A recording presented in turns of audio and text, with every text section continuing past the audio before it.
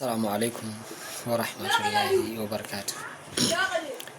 Dan uwa, ‘yar uwa, ko mun san Annabi Muhammad sallallahu alaihi wa alihi wa sallam yayin da ya kai shekara 4 daga rayuwarsa,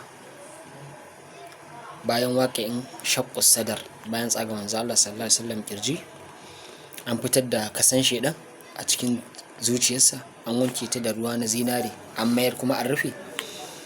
Kamar yadda Anas ya rawaito cewa ina ganin alaman shaida wurin da aka tsaga.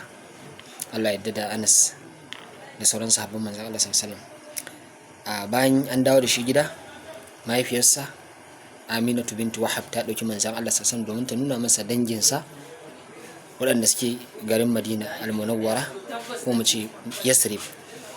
Ta tafi da shi wurin kawunnansa na ɓangaren uwa wanda ake ce ma Banu Najjar.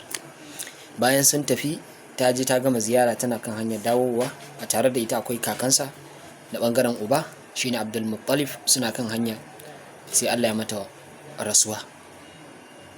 Lokacin manzala da shekara 4 ya rasa mahaifiyarsa, kenan manzala sallam maraya ne ta bangaren uba da ta bangaren uwa.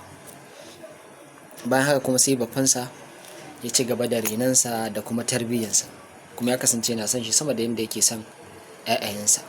Wataƙila saboda kyawun ɗabi'un da ya gani tare da manzon Allah sallallahu alaihi wasallam, gashi karami amma yana da halin dattaku, yana da halin manya. Ka sani ya kai mai sauraro, ki sani ya ke mai sauraro, Allah madaukakin sarki ya faɗa cewa haƙiƙa abin ko ya kasance muku cikin rayuwar